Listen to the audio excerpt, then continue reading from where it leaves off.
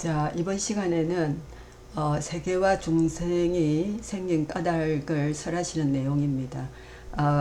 지난 시간에 부처님께서 칠대가 열애장이라는 것을 설하시자 부르나가 세계와 중생은 어떻게 해서 생기느냐 하는 질문을 하게 됩니다.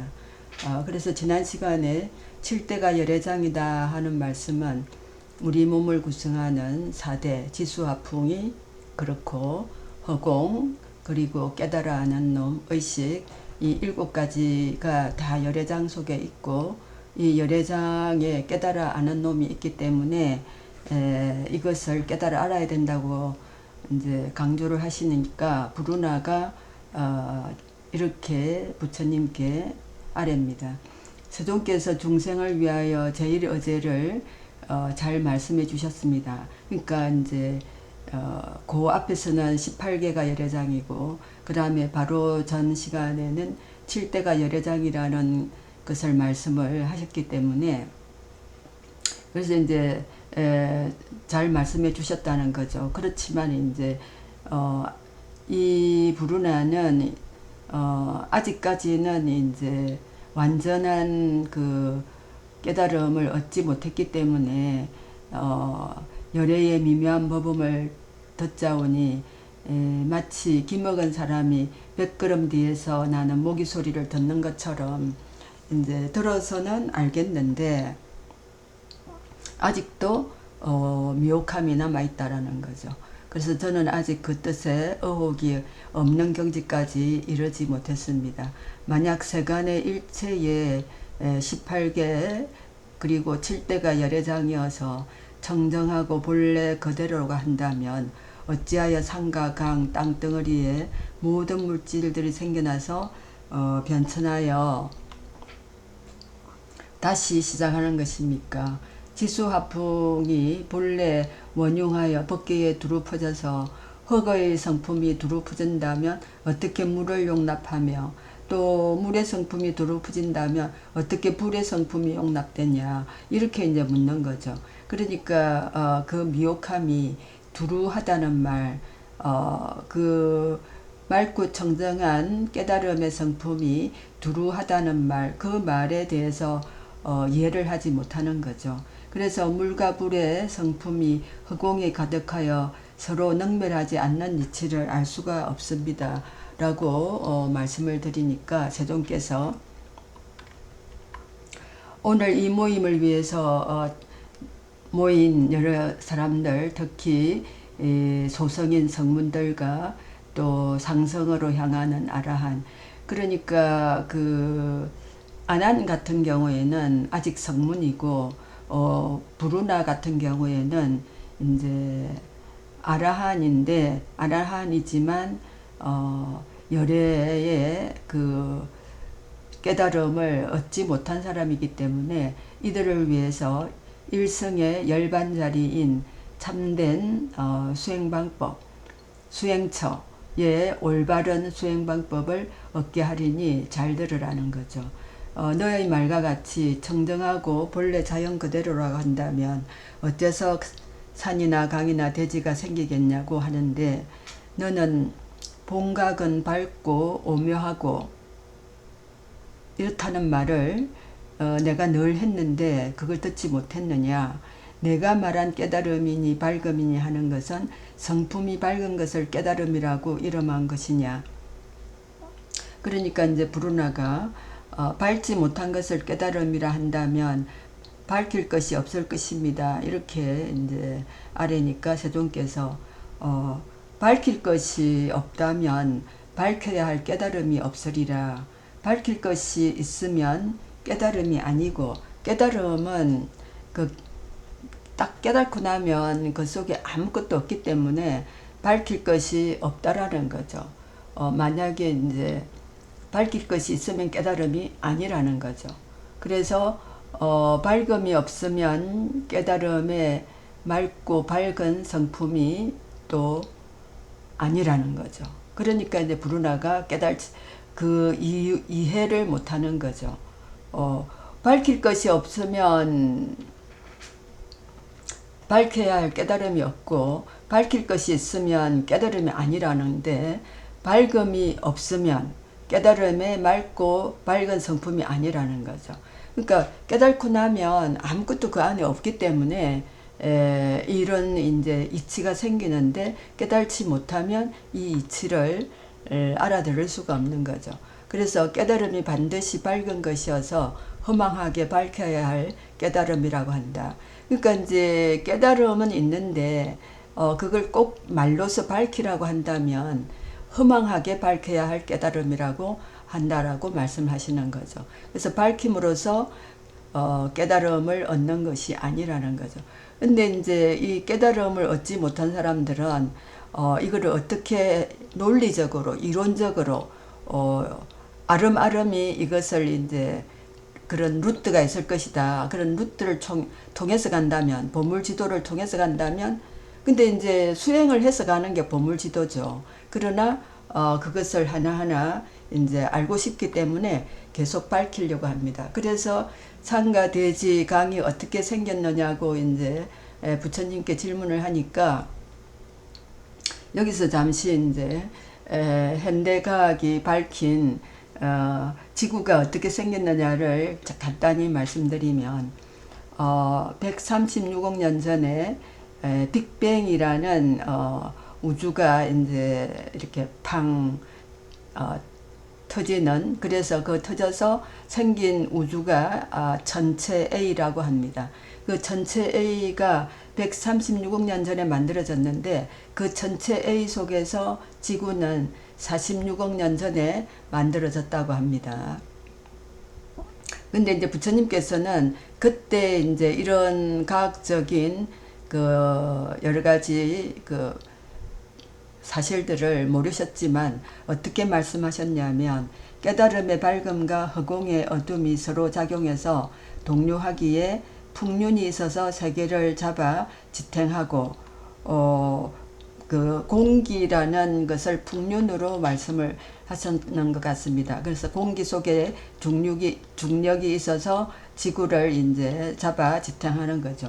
밝은 깨달음에 굳어진 것이 검은 보배가 되어 검륜이 국토를 보존하여 지탱하는 것이고, 그리고 바람과 금이 마찰함으로써 불빛이 생기고 화가 생기는 거죠. 검보의 윤택함이 기운을 생기게 하고 불빛은 위로 치솟아서 물바퀴가 생겨 시방세계를 포함하고 있고, 또 불은 위로 오르고 물은 아래로 흘러서 젖은 곳은 큰 바다가 되고 마른 곳은 육지가 된다라는 거죠. 육지나 섬이나.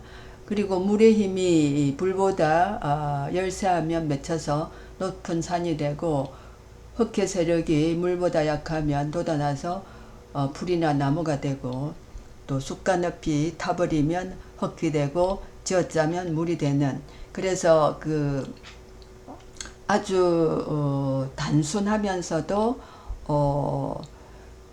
뭔가의 그 논리 원리가 부처님 나름대로 이제 이렇게 설명을 하시는데, 그런데 이제 우리가 아는 현대과학이 밝혀놓은 지구는 46억 년 전에 지구가 형성이 되어서 고생대, 중생대, 신생대를 거쳐서 지금 현대에 이르지 않습니까? 간략히 살펴보면 고생대는 지금으로부터 5억 4천만 년 전에서 2억 5천만 년 전에 최초의 육상식물, 동물이 출현을 했다고 하는데, 이때는 대형 생물들이 무척추 동물로서 번성을 많이 했다고 하고, 최초로 척추 동물이 등장한 시기는 오르도비스기라고 하는데, 원시적인 그 바다 밑에 있는 어류들이 그렇고, 그 다음에 이제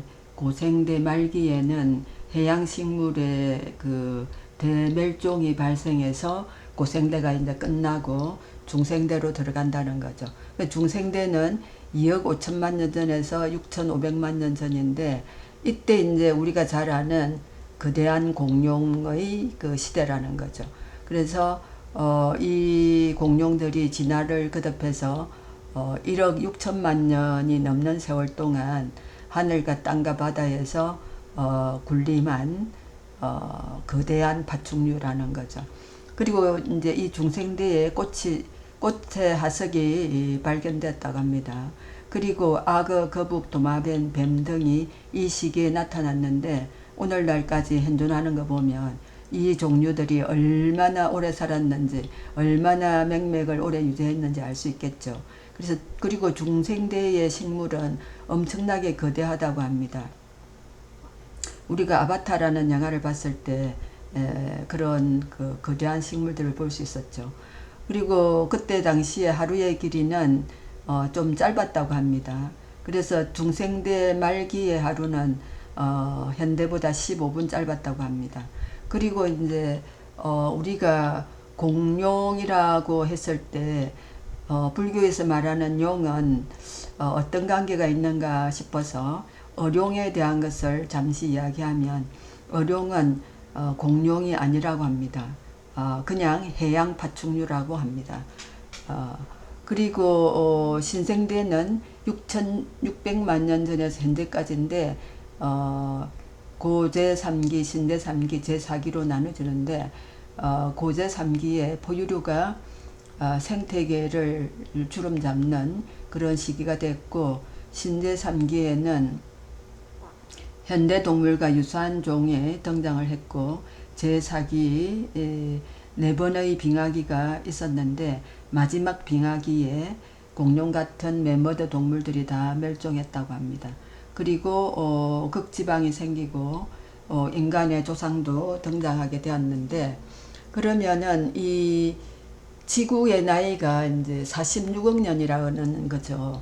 그러면 이 지구의 나이가 46억 년이라면 우리는 100년을 100세 시대니까 100년을 산다고 하면 지구의 나이에 비해서 얼마나 살다 갈까요? 그래서 대충 계산해 보니까 뭐 하루의 길이가 길어지고 짧아지고 하는 이런 것까지 대충 넣어서 과학자들이 그 계산한 것은 우리는 지구의 나이에 비하면 4초밖에 살다 가지 않는다고 합니다. 그러니까 부처님께서 늘 우리의 그 허망한 생각들이 아무 소용이 없는 거고, 그 다음에 이제 우리는 미진과 같은 존재라고 말씀을 하시죠.